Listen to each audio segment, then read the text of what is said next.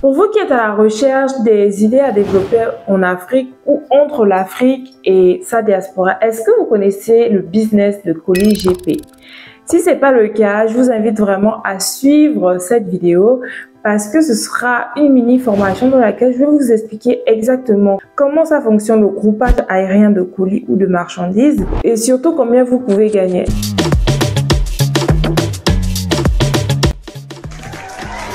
Bonjour et bienvenue sur cette chaîne. Je suis Lominguitou, votre coach en stratégie business. Pour vous qui êtes là pour la première fois, soyez les bienvenus et je vous invite vraiment à vous abonner, à activer la petite cloche de notification pour ne rien rater les prochaines vidéos que je ferai et qui sont très intéressantes. Vous allez voir, je vous invite d'ores et déjà à faire le tour de la chaîne. Vous ne serez pas déçus. Ici, je parle de quoi? Je parle essentiellement de business et d'opportunités d'affaires à saisir en Afrique. J'aborde essentiellement les thématiques qui sont liées au commerce international. Donc, on va parler de l'import-export, de la négoce internationale, du e-commerce et de toute autre opportunité d'affaires qui s'offrent à nous dans ce secteur-là en Afrique. Donc, si vous êtes un curieux ou vous avez déjà un projet dans l'import-export, cette chaîne est faite pour vous. Je vous invite vraiment à vous abonner. Et sans plus tarder, je vais vous parler du groupage aérien. Alors, qu'est-ce que c'est le groupage aérien exactement? C'est simplement le fait de pouvoir proposer à différentes personnes de recevoir leur colis ou de marchandises, de les mutualiser et de l'envoyer par voie aérienne. Nous avons également le groupage maritime que j'ai abordé dans une précédente vidéo que vous pourrez voir bien évidemment sur cette chaîne. Je vous invite vraiment à aller la suivre si le groupage maritime vous intéresse.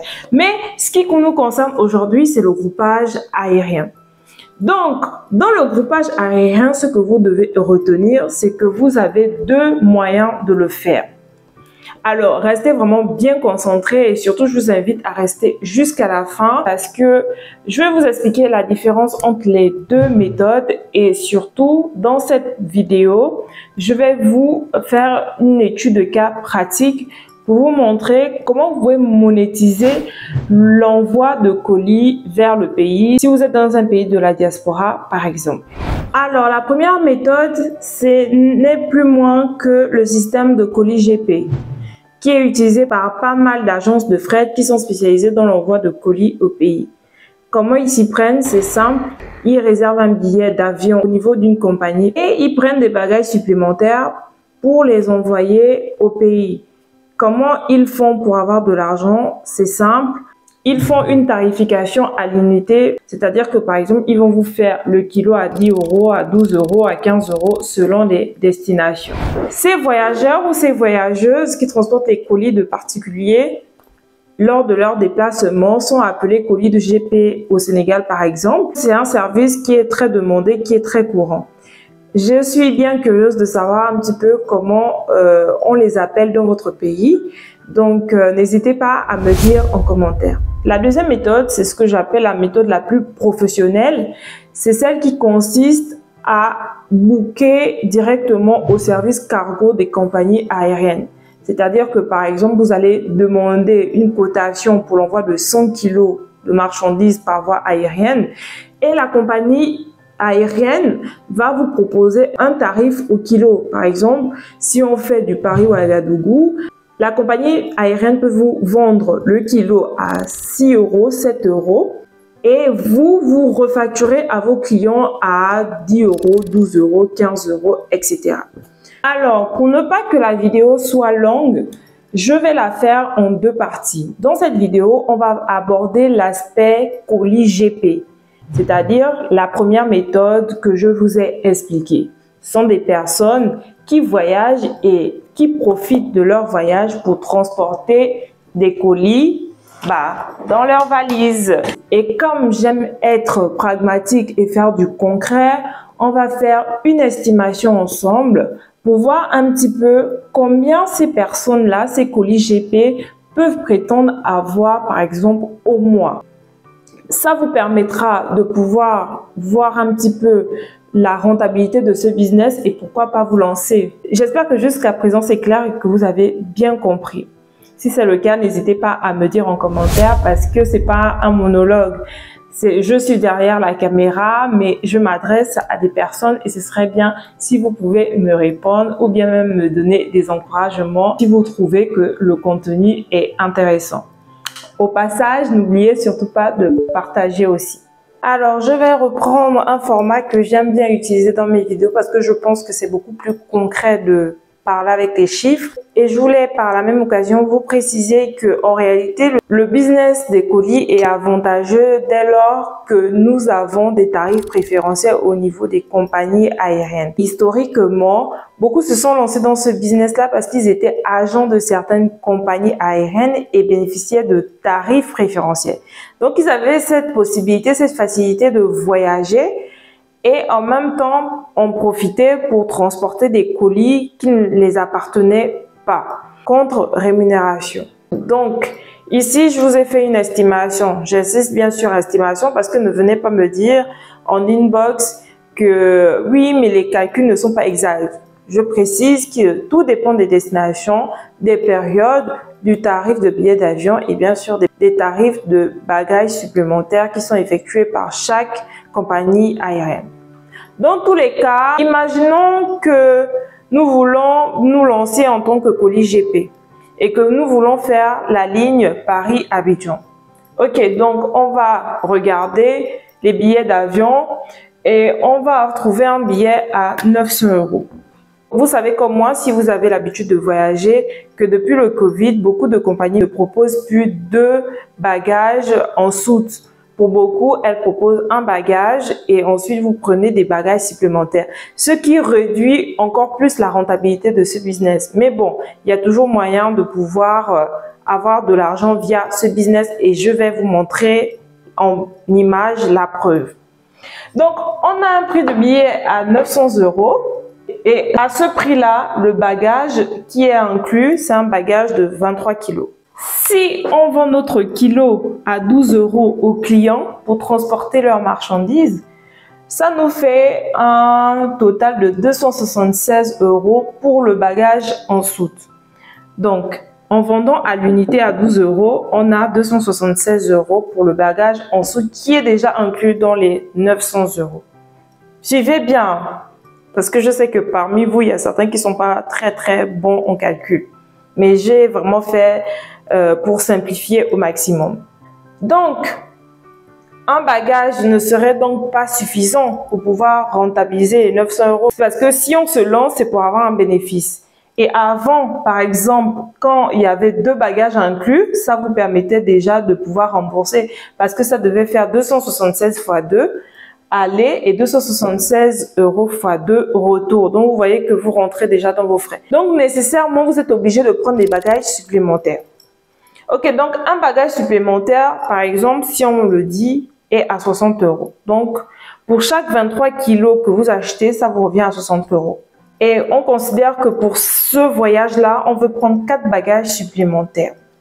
Donc, ça nous fait 60 € x 4. On va payer 240 € en plus pour avoir 4 bagages supplémentaires qui viennent s'ajouter à ces 900 €. Donc, ça nous fait un total à l'aller de 92 kg pour les 4 bagages supplémentaires puisque c'est 23 kg x 4. Ok? Ça, c'est pour l'aller. Mais pour notre voyage, on a l'aller et on a le retour. Donc, ça veut dire qu'on transporte des bagages à l'aller et on transporte des bagages au retour. Donc, par exemple, au retour, on peut prendre 2 bagages supplémentaires. Donc, 60 € toujours x 2, ça fait 120 €. Ok? Donc, au retour, on aura un total de 46 kg.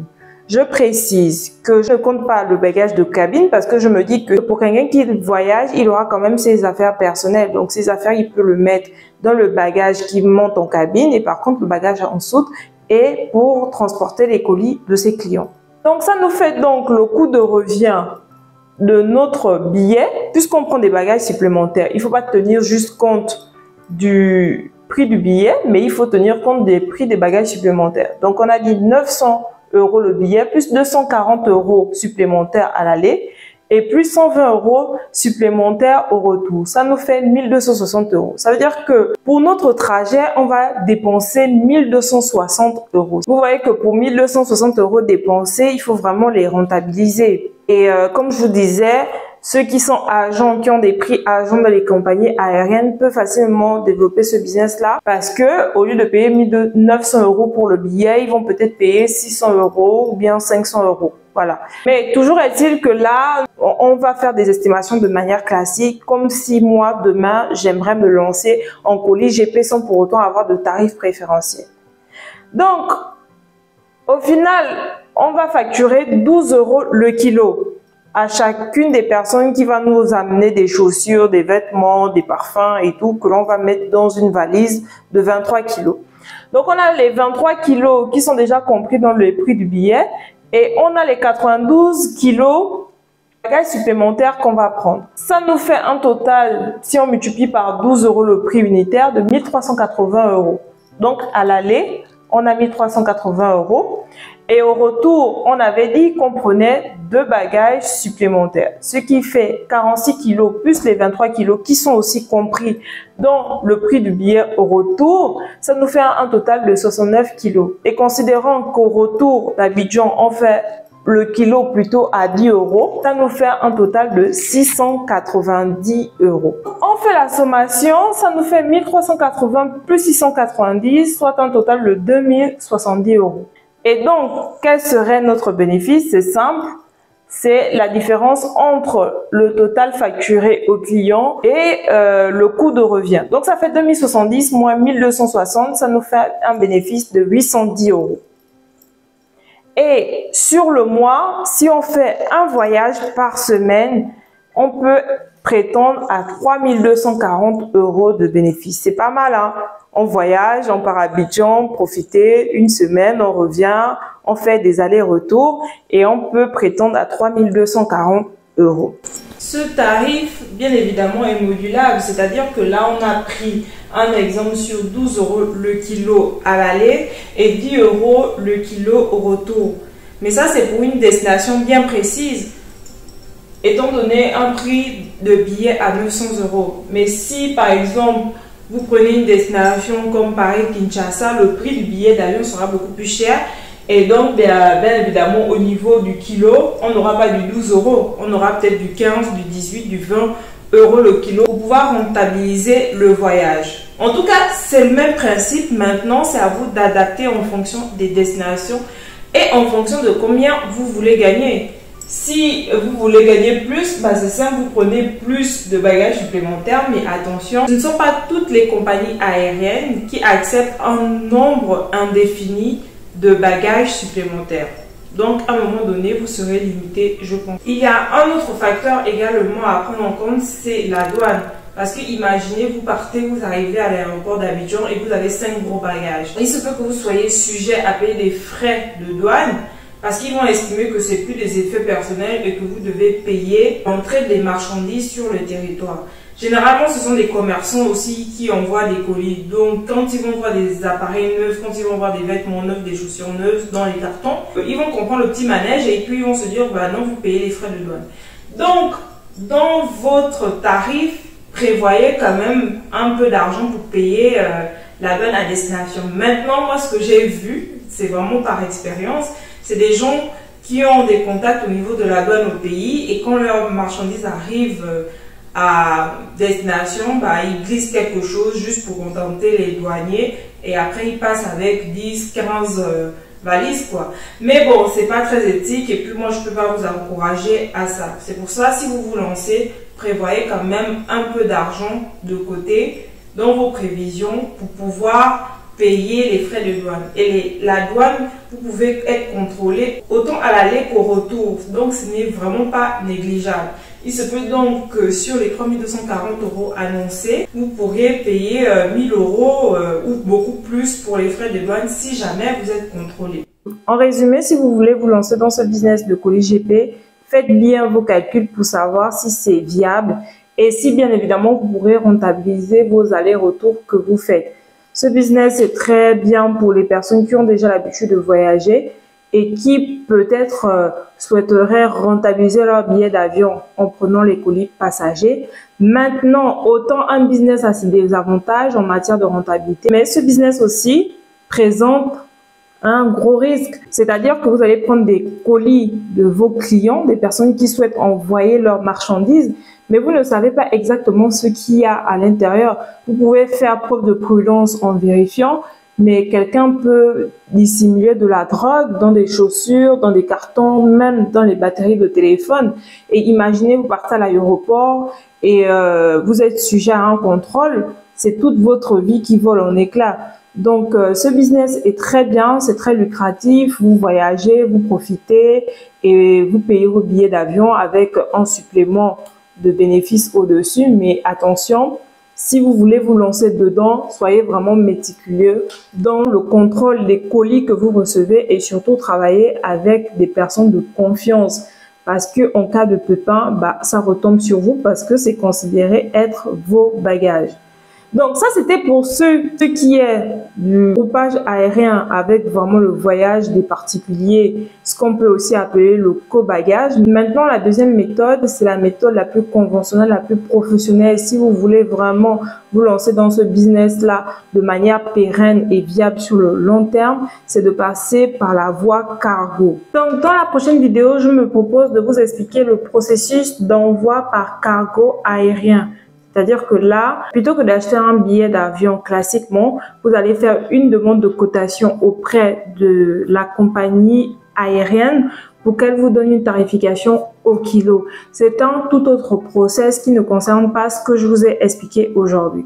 Et donc, pour la procédure cargo, elle serait intéressante pour les personnes qui sont en Chine, en Turquie, et qui sont les grands pôles qui attirent pas mal de commerçants africains, des personnes qui vont pour faire des courses et qui souhaitent expédier au pays par voie aérienne. Donc, si ça vous intéresse, je vous invite vraiment à vous abonner à la chaîne pour recevoir la notification quand je vais publier cette vidéo qui sera riche d'informations parce que je vais vous expliquer le processus cargo qui peut différencier selon les pays, mais je vous expliquerai les grandes lignes, les grandes généralités et ceci peut vous aider à vous lancer. Comme je vous ai dit, cette année 2023, c'est vraiment vous accompagner dans vos projets.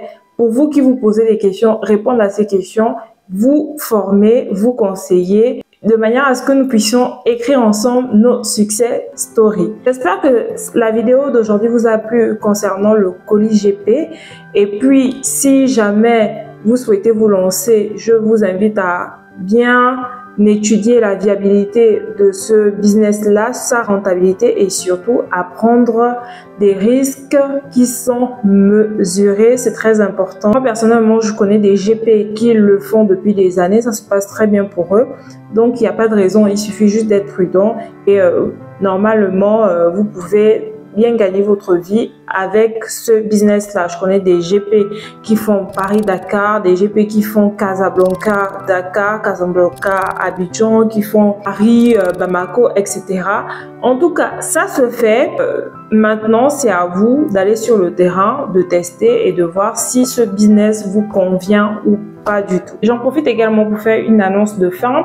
Si vous avez des marchandises à envoyer au pays et que vous recherchez un transitaire, je vais mettre un lien en barre de description.